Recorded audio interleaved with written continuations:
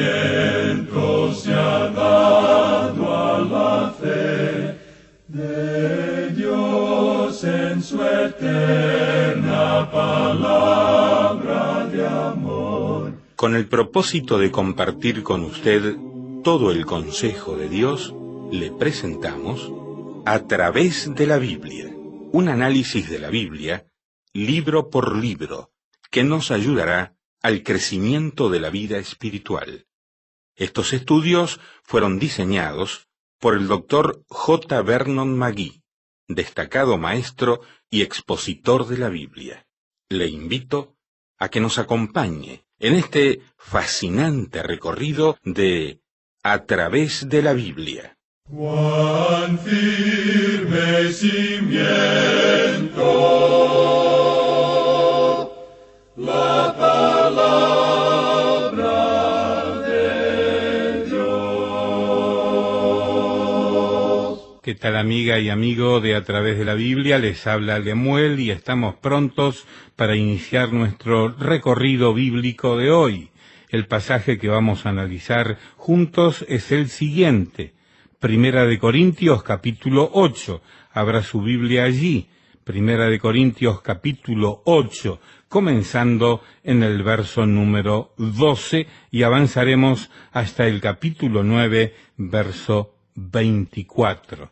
Le recuerdo que nuestros recursos en su totalidad del programa, usted los puede encontrar en internet en la siguiente dirección: escuchar.atravesdelabiblia.org. Vamos a orar. Señor, nos encomendamos a ti ahora pidiendo que nos des tranquilidad mental y espiritual y que tu Espíritu Santo nos permita entender tu palabra. En el nombre de Jesús. Amén. Continuamos nuestro estudio del capítulo 8 de esta primera epístola a los Corintios. Y en nuestro programa anterior vimos cómo Pablo presentó un gran principio. Y decía Pablo que lo que comamos no nos hace más aceptos ante Dios, porque ni porque comamos seremos más, ni porque no comamos vamos a ser menos. O sea que la carne no tiene nada que ver con eso. Usted recuerda que Simón Pedro estaba en ese grupo. Él había sido educado pensando que había ciertas cosas que eran inmundas. Y cuando un gran lienzo con animales bajó del cielo, el Señor le dijo: «Levántate, Pedro, mata y come». Simón Pedro dijo: «Señor, no». Él decía Señor, pero al mismo tiempo no le estaba obedeciendo, ¿ve usted? Él dijo: «Porque ninguna cosa común o inmunda he comido jamás». Y entonces el Señor le dijo: «Lo que Dios limpió, no lo llames tú común». Ahora ya no hace Dios la distinción que había antes entre los animales inmundos y los limpios. Usted puede comer de cualquier animal que quiera. Este es un gran principio, el comer o no comer carne. La carne no nos hace más dignos ante Dios. Usted puede hacer como le plazca en ese asunto. Esa es la libertad que tiene el creyente. Pero vimos que Pablo presenta también una advertencia, y advierte que hay que tener cuidado que esta libertad que tenemos no constituya un tropezadero para los débiles. O sea que ya no es asunto de la comida, después de todo, sino que es algo que concierne a los demás. Tenemos sí la libertad de comerlo, pero ¿qué en cuanto a los demás? Tenemos el conocimiento, pero ¿tenemos el amor? ¿Y qué efecto puede tener eso en el hermano débil? Vimos también que Pablo se refería al ejemplo que debemos dar. Y suponemos que una de las razones por las cuales aquellos cristianos que están en una posición de liderazgo no deberían hacer ciertas cosas es precisamente por eso. Por ejemplo, yo estoy seguro que puedo ir a ciertos lugares a los cuales no voy, y en realidad, como dije anteriormente, ni siquiera tengo el deseo de hacerlo. Ahora, ¿será porque es malo? Bueno, no nos vamos a poner a discutir este punto porque no es cuestión de conocimiento. Estoy convencido de que hay muchas cosas que puedo hacer, pero no las hago. ¿Por qué? Porque está relacionado con otras personas. Yo no quiero hacer tropezar al hermano débil. Quizá éste, siguiendo mi ejemplo, pronto estará haciendo algunas de las cosas que yo hago sin que a mí me afecten. Tal vez él va a estar bailando una de esas danzas modernas y yo no quiero ser responsable de eso, porque él es un hermano débil. Usted puede apreciar eso, ¿verdad? Luego el apóstol Pablo recalca diciendo que por el conocimiento nuestro puede perderse el hermano débil por quien Cristo murió. Y entonces nos guiamos ahora por un principio diferente. No es la cuestión de si está bien o está mal. La cuestión es, ¿qué efecto puede tener eso en un hermano débil, en un amigo o en el vecino? Así que usted puede ver que el conocimiento, después de todo, es una cosa bastante peligrosa. Está relacionado con la forma o la manera en que uno hace las cosas, y eso es motivación. Continuamos hoy con el versículo 12 de este capítulo 8 de la primera epístola a los Corintios y leemos: De esta manera, pues, pecando contra los hermanos e hiriendo su débil conciencia, contra Cristo pecáis. Así que uno le está afectando. El conocimiento, pues, llega a ser una cosa muy peligrosa, como ya dijimos. Veamos ahora este último versículo del capítulo 8 de la primera epístola a los Corintios. El versículo 13 dice: Por lo cual, si la comida le es a mi hermano ocasión de caer, no comeré carne jamás, para no poner tropiezo a mi hermano. El apóstol Pablo va a volver a tocar este punto más adelante, allá en el capítulo 10 de esta misma epístola, versículo 23, donde dice: Todo me es lícito, pero no todo conviene. Todo me es lícito, pero no todo edifica. No me diga pues, amigo oyente, que hay ciertas cosas que está mal hacer. Usted me puede decir si yo voy o no a perjudicar a mi hermano débil. Esa es la motivación que debe existir en la conducta cristiana. La motivación es el amor cristiano. Uno peca contra Cristo cuando peca contra el hermano débil. Si son las ropas, por ejemplo, las que pueden ofender a mi hermano, entonces debo ser cuidadoso con la clase de ropa que me voy a poner. Y yo voy a hacer eso. ¿Puede un creyente comer donde se está vendiendo licor? ¿Debe ir a un show o a un baile? La cuestión no es si está bien o está mal. No es asunto de conocimiento, repetimos. El asunto está relacionado con el efecto que usted puede causar en su hermano débil. Y eso es de suma importancia aquí. Todas las cosas me son lícitas. La libertad que tiene el creyente no está decretada por leyes. Él no está guiado por reglas de conducta. La libertad está limitada por el amor, y eso es lo importante. Si invito a alguien a mi casa a comer, no debo servirle algo que lo pueda ofender. Quiero servirle algo que pueda ser una bendición para mi invitado. De esa manera se porta un creyente. Ahora, ¿está bien comer carne? Por supuesto que lo está. Coma todo lo que quiera, amigo oyente, como lo quiera o lo pueda comer. Pero ¿qué acerca de su hermano, el hermano débil? ¿Y qué acerca de su vecino? Esas son las cosas de importancia. Bien, pasemos ahora al capítulo 9 de esta primera epístola a los Corintios. En esta sección continuamos tratando el tema de la libertad cristiana. Y vimos que esto estaba relacionado específicamente con la cuestión del comer carne, y esta fue una de las cosas que los creyentes en Corinto habían presentado al apóstol Pablo. Y eso se aplicaba de manera específica a Corinto de ese día, porque los sacrificios habían sido ofrecidos a los dioses paganos. Y luego esa misma carne había sido vendida en las carnicerías de ese día. Y muchos de los creyentes se ofendían al comer esa carne que había sido ofrecida a los ídolos. Y Pablo, hablando de la libertad cristiana, dice que el comer o el no comer esa carne no hacía ninguna diferencia, porque después de todo, el ídolo era absolutamente nada. Así es que no había ninguna diferencia si uno comía o dejaba de comer carne, o si la carne había sido ofrecida o no a los ídolos. Aquí había simplemente un problema, y era el de preguntar si el hacer eso ofendería al amigo o al vecino, como acabamos de ver. El hacer eso ¿causaría que el hermano tropezara? Por tanto, ahora vamos a ver algunas cosas sobre la libertad. Ya habíamos visto antes que la libertad tiene sus límites, que hay una restricción a la libertad que tenemos. Y si lo pudiéramos poner en una manera bastante cruda, por así decirlo, podemos indicar que usted tiene la libertad, tiene el derecho de mover sus manos, sus puños, por donde quiera. Pero su derecho, amigo oyente, termina donde comienza mi nariz. Allí es donde termina su libertad. Usted puede mover sus puños por donde quiera, pero tiene que dejar tranquila mi nariz, por lo menos eso es lo que yo espero. Vemos que en el capítulo 6 de esta primera carta a los Corintios, Pablo ha hecho una declaración que es útil para el creyente. En el capítulo 6, versículo 12 dice: Todas las cosas me son lícitas, mas no todas convienen. Todas las cosas me son lícitas, mas yo no me dejaré dominar de ninguna. Y luego él volverá a repetir esto en el capítulo 10, versículos 23 al 25 de esta carta, donde dice: Todo me es lícito, pero no todo conviene. Todo me es lícito, pero no todo edifica. Ninguno busque su propio bien, sino el del otro. De todo lo que se vende en la carnicería, comed sin preguntar nada por motivos de conciencia. De modo que, amigo oyente, Si yo invito a mi vecino a comer y él se ofende por lo que le sirvo, entonces no debo hacerlo. La libertad cristiana tiene sus límites y así es. Pablo va a ilustrar este asunto de la libertad cristiana tratando otro tema, y es un tema bastante personal. Tiene que ver con dos cosas, es decir, tiene que ver con su derecho como apóstol, y probablemente tendríamos que decir que tiene que ver con su derecho oficial, su derecho como un apóstol en una forma muy definida. Él va a hablar de su privilegio de ser sustentado por la iglesia. Él tenía el privilegio de esperar que la iglesia tuviera cuidado de él personalmente y de sus asuntos como predicador del Evangelio. Y eso es algo muy personal. Pero Pablo lo trata en este capítulo para ilustrar la libertad cristiana. Usted puede notar que lo primero que él defiende es su derecho oficial como apóstol. Él comienza esta parte defendiendo su apostolado, porque Pablo ya tenía la costumbre de hacerlo, y lo hacía así porque había sido enfrentado en muchos lugares en cuanto a este punto. Ahora, en el capítulo 9, versículo 1, él dice, ¿no soy apóstol? Y la respuesta a esa pregunta es, sí, Pablo, usted es apóstol. Esa es la forma en que se hizo la pregunta, y esa es la respuesta, la única respuesta que puede satisfacer una pregunta como esa. Luego sigue diciendo Pablo, ¿no soy libre? Y la respuesta, claro, es sí.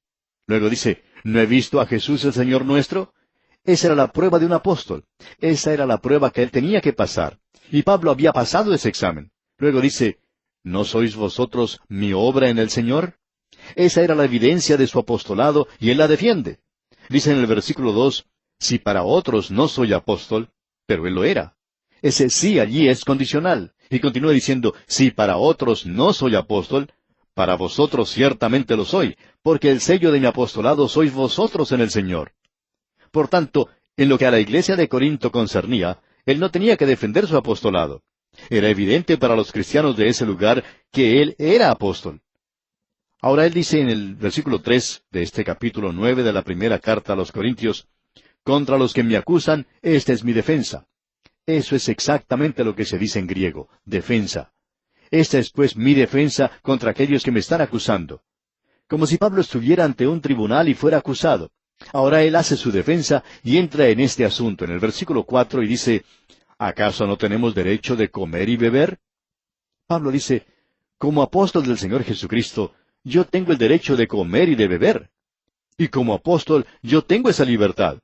Ahora esta libertad está restringida por las demás personas. Todo este asunto tiene que ver con la declaración que él hizo en el capítulo anterior, cuando dijo, si la comida le es a mi hermano ocasión de caer, no comeré carne jamás para no poner tropiezo a mi hermano. Ahora él lo podía comer, pero no lo hace. Y de paso podemos decir que este es un ejercicio de su libre voluntad, ¿no le parece?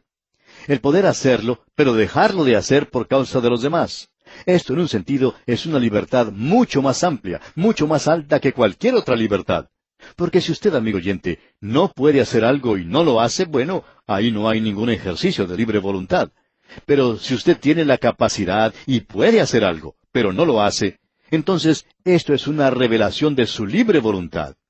Luego Pablo continúa diciendo aquí en el versículo 5, ¿no tenemos derecho de traer con nosotros una hermana por mujer, como también los otros apóstoles y los hermanos del Señor y Cefas? Evidentemente los hermanos del Señor aquí eran sus medios hermanos Santiago y Judas. Suponemos que ellos eran casados y que en sus viajes misioneros, pues, ellos iban acompañados de sus respectivas esposas. Y Pablo decía que él también tenía esa libertad, pero pensaba que su ministerio sería limitado, sería restringido si llevaba a su esposa con él. Pablo dice, yo tengo mi libertad. En nuestros días existe un problema con aquellos ministros que tienen que viajar mucho y que si llevan a sus esposas con ellos, la gente dice, bueno, él no puede ir a ningún lugar sin ella. Y si no la lleva con él, la gente entonces se pregunta, ¿qué es lo que pasará entre esos dos que no salen juntos? De modo que el predicador tiene que hacer frente a un problema bastante difícil. Un predicador dijo en una ocasión que cuando su hija era pequeña, su esposa se quedaba en casa para cuidarla porque su primera responsabilidad era la de ver que ella tuviera las ropas que necesitaba, que fuera al colegio y alimentarla y estar con ella. Y por tanto, él tenía que ir solo a las conferencias, y por lo general había algunas personas que le preguntaban, ¿por qué no estaba su esposa con él? Y entonces él tenía que explicar detalladamente por qué ella no viajaba con él. Ahora que la hija ya ha crecido, se ha casado y tiene su propio hogar, entonces la esposa de este predicador viaja a todas partes con él. Y entonces ahora hay personas que le preguntan, ¿siempre viaja su esposa con usted? Como si no pudiera librarse de ella y salir solo. Y él dice, uno nunca puede ganar en esta clase de situación. Y parece que el apóstol Pablo está enfrentando lo mismo. Pablo dice, yo tengo el derecho de traer conmigo a una esposa, pero he hecho mi decisión. Y como hemos visto antes, dijimos que creíamos que él era viudo. Y luego continúa diciendo en el versículo 6, ¿o solo yo y Bernabé no tenemos derecho de no trabajar? Pablo dice, Bernabé y yo podíamos quedarnos en casa. Nosotros no tenemos que salir como misioneros. Nuestra salvación no depende de si somos o no misioneros. Y continúa en los versículos 7 al 9, ¿quién fue jamás soldado a sus propias expensas? ¿Quién planta viña y no come de su fruto? ¿O quién apacienta el rebaño y no toma de la leche del rebaño? ¿Digo esto solo como hombre? ¿No dice esto también la ley? Porque en la ley de Moisés está escrito, no pondrás bozal al buey que trilla. ¿Tiene Dios cuidado de los bueyes? Y Pablo dice que ahora va a hablar sobre el asunto del salario del predicador. Él dice que cuando un buey está trillando, luego de haber ensillado el animal, se lo coloca en un lugar donde camina en círculo sobre el trigo para separar el grano de la paja o tamo. Un trabajador lanza la paja al aire con una horquilla y el viento separa el tamo del grano. Ahora ellos no le ponen bozal al buey que trilla. ¿Por qué? Porque el buey está trabajando y uno debe darle de comer, así es que no se le debe poner bozal. Esa es la manera como Dios muestra su cuidado por los bueyes. Y Dios fue quien hizo esa ley. Dios dice también que no se le debe poner bozal al predicador, que uno por lo menos debe alimentarlo. Hay una vieja historia en la que hace muchos años se contaba de un predicador por allá en el estado de Kentucky, en los Estados Unidos, que viajaba con un hermoso caballo. Y el predicador era una persona muy delgada. Un día una persona le preguntó sobre esto, porque parece que habían estado hablando de eso. Esa persona le preguntó directamente, ¿cómo es que usted es tan flaco y el caballo se ve tan bueno? Y él le contestó, bueno, es que yo soy el que le da de comer a mi caballo, y ustedes son los que me están alimentando a mí. Podemos decir que él tenía el derecho de decir eso, amigo oyente. Y Pablo está diciendo aquí que él tiene el derecho como apóstol de ser alimentado, ya que en sus funciones él alimentó a otros. Y dice, porque en la ley de Moisés está escrito, no pondrás bozal al buey que trilla. Luego pregunta, ¿tiene Dios cuidado de los bueyes o lo dice enteramente por nosotros? Ahora Dios, claro está, no solamente cuida de los bueyes, Él lo dijo por nosotros también.